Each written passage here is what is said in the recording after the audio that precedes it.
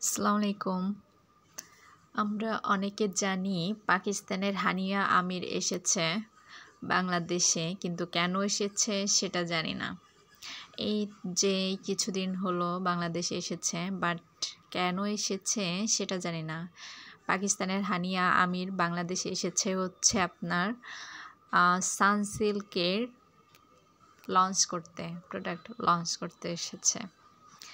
তো প্রথম দেখলাম তার পেজে হচ্ছে আহসান মঞ্জিলে রাফসান্দা ছোট ভাই নামে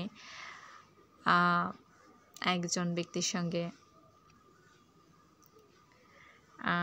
এনজয় করছেন, টাইম পাস করছেন। তো ভালোই লাগলো বিষয়টা যে আমাদের বাংলাদেশে এসেছে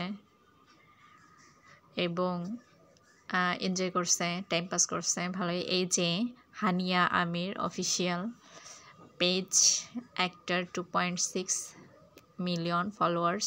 আমরা চলে যাই তার পেজে। এটা হচ্ছে পেজ অ্যাক্টর, তিনি একজন অ্যাক্টর। তার বায়োতে লেখা আছে পিন্ডি বই। দারুণ। সে কিন্তু বাংলায় অনেক কিছু লিখেছে। তার একটি ভিডিও এখানে লিখেছে যে এসো বাংলা টাইগার্স। তো ভালোই, সে বাংলাদেশের একটা জার্সি এবং পতাকা নিয়ে বাংলায় লিখেছে এসো বাংলা টাইগার্স। কিভাবে বাংলায় লিখলো আমি জানি না ঠিক।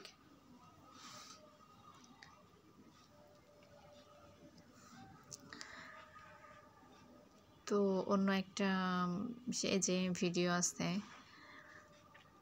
পরে একটা পোস্ট করছে তোমার ভালোবাসা এবং সমর্থনের জন্য বাংলাদেশকে ধন্যবাদ। এখানে আসলে তোমার হবে না, হবে তোমরা।